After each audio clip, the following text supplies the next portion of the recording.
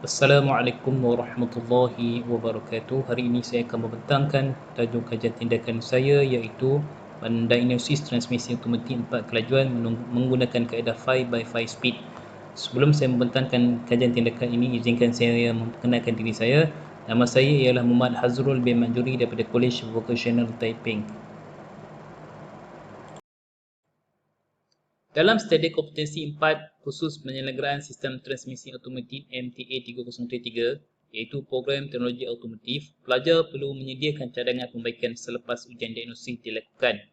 Sebelum melakukan ujian diagnosis ini, pelajar perlu mengenal pasti kedudukan clutch serta memahami operasi clutch dalam sistem transmisi automatik untuk memastikan pelajar boleh mencadangkan pembaikan. Walau bagaimanapun, berdasarkan analisis dokumen yang dilakukan oleh pengkaji terhadap kuis praktikal pelajar, didapati terdapat beberapa isu ataupun masalah yang telah dikenal pasti. Yang pertama sekali ialah pelajar tidak dapat memahami kedudukan dan operasi clutch dalam kotak transmisi automatik 4 kelajuan, dan yang kedua adalah pelajar tidak mengenal pasti masalah selepas ujian diagnosis dilakukan. Berdasarkan analisis dokumen Darjah 2 terhadap kuis praktikal pelajar menunjukkan seramai 4 orang pelajar mendapat markah kosong dalam soalan kefahaman, manakala 4 orang pelajar lagi mendapat markah kosong dalam soalan aplikasi. Manakala bagi bahagian B, menyelesaikan masalah seperti dalam Darjah 4 iaitu mengenal pasti masalah, seramai 9 orang pelajar mendapat markah kosong. Refleksi pengajaran terdahulu. Hasil analisis keputusan kuis praktikal keseluruhannya menunjukkan seramai 18 orang pelajar memperolehi markah di antara 11 hingga 14 markah, 12 orang pelajar memperolehi markah 10 ke bawah. Pelajar yang memperolehi markah 10 ke bawah ini mendapat markah kosong sekurang-kurangnya satu soalan, dan yang paling ramai mendapat markah kosong adalah bahagian B iaitu menyelesaikan masalah. Apabila diteliti setiap jawapan yang diberikan oleh pelajar, didapati pelajar tidak mampu menjawab dengan betul mengikut kehendak soalan, dan kebanyakannya akan mendapat markah kosong untuk keseluruhannya. Kumpulan sasaran. Sebagai permulaannya untuk menjalankan intervensi ini, pengkaji telah memilih 12 orang pelajar yang mendapat markah 10 ke bawah iaitu hasil keputusan kuis praktikal sebagai kumpulan sasaran untuk membimbing mereka. Pelajar ini dipilih kerana mereka mendapat markah kosong atau 1 bagi setiap soalan.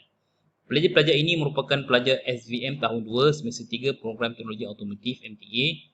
Jadual 1 menunjukkan analisis markah 12 orang pelajar yang telah disaring daripada keputusan kuis praktikal pelajar lah. Pelaksanaan kajian tindakan. Kajian ini merupakan reka bentuk kajian tindakan yang menggunakan model Chemist and McTaggart. Terdapat 4 fasa dalam model ini. Yang pertama sekali ialah merancang, yang kedua bertindak, yang ketiga memerhati, dan yang keempat ialah mereflek. Dalam merancang, proses merancang adalah berdasarkan refleksi PDPR yang telah dilakukan. Bertindak, pengkaji memperkenalkan kaedah intervensi 5 by 5 speed. Memerhati, pemerhatian dilakukan dengan menggunakan kaedah analisis dokumen iaitu ujian praktikal dan soal solidik iaitu maklum balas pelajar. Mereflek, pelajar dapat memahami kedudukan dan operasi clutch. Yang kedua, pelajar dapat mengenal pasti masalah selepas mendiagnos. Merancang fokus kajian dan objektif kajian. Fokus kajian. Kajian tindakan yang dijalankan ini merupakan tindakan terhadap aspek pengajaran dan pembelajaran amali dalam program teknologi automotif. Kajian ini penting untuk meningkatkan kefahaman pelajar terhadap kompetensi yang keempat dalam khusus penyelenggaraan sistem transmisi automatik.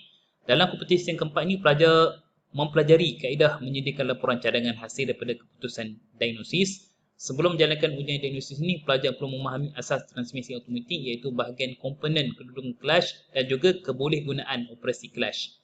Oleh hal yang demikian, fokus utama kajian ini adalah untuk meningkatkan kefahaman pelajar terhadap cadangan pembaikan selepas diagnosis transmisi automatik 4 kelajuan.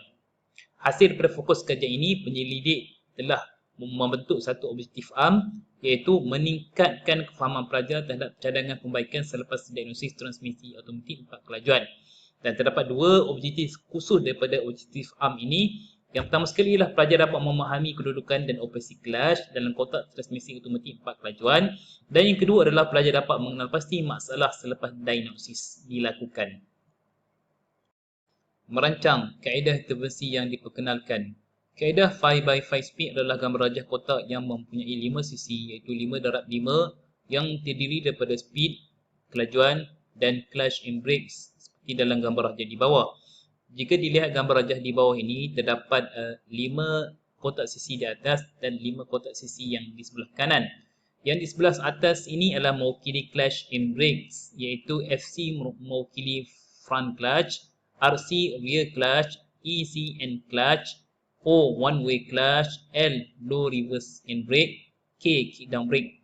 Manakala kotak yang di sebelah kanan pula mewakili speed.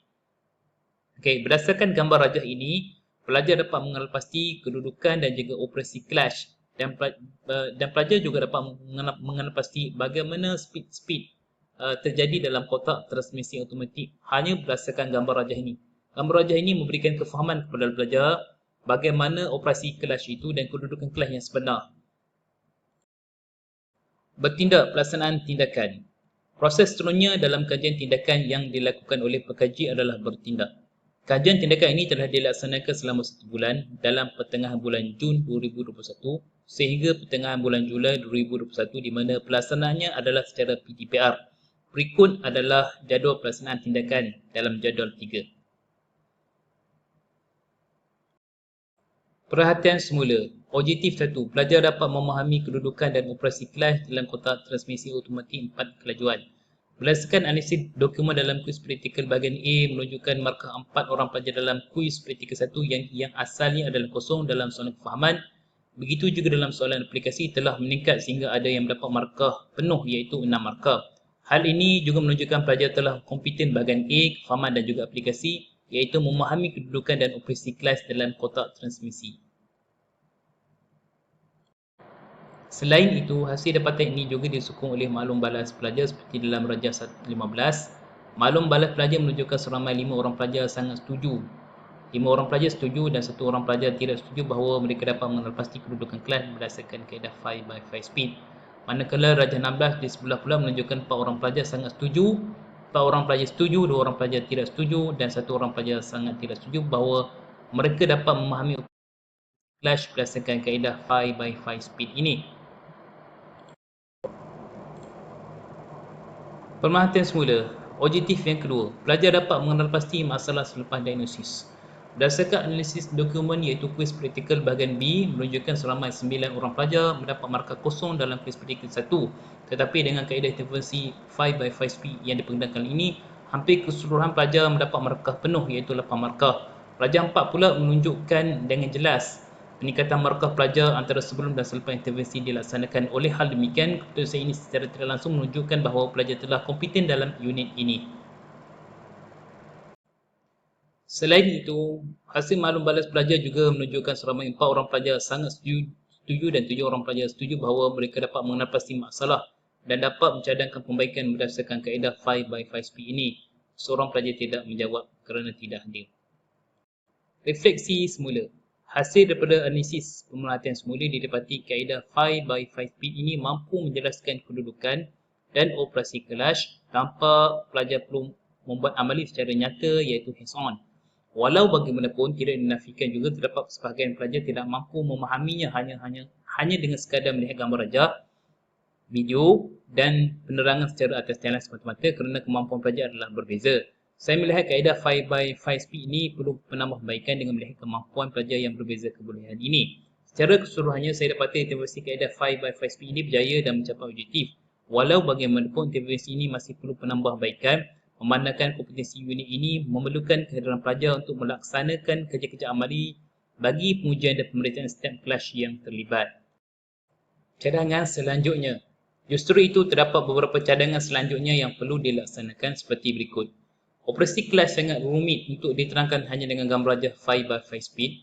Justru itu, ia juga perlu diterangkan bersama-sama dengan video ataupun animasi pergerakan clutch supaya pelajar dapat melihat pergerakan step clutch. Terdapat pelajar yang masih belum mengenal pasti kedudukan clutch dalam kotak transmisi. Hal ini kerana ada sebahagian pelajar masih belum jelas mengenai transmisi automatik itu sendiri. Justru itu, penekanan terhadap jenis transmisi automatik sangat penting dijelaskan terlebih dahulu sebelum pelajar dapat menepati kedudukan kelas berdasarkan kaedah 5 by 5 speed ini. Manual amali sangat penting digunakan bersama kaedah 5 by 5 speed ini supaya pelajar dapat mengaplikasikannya dalam keadaan yang sebenar. Sekian, terima kasih. Assalamualaikum warahmatullahi wabarakatuh.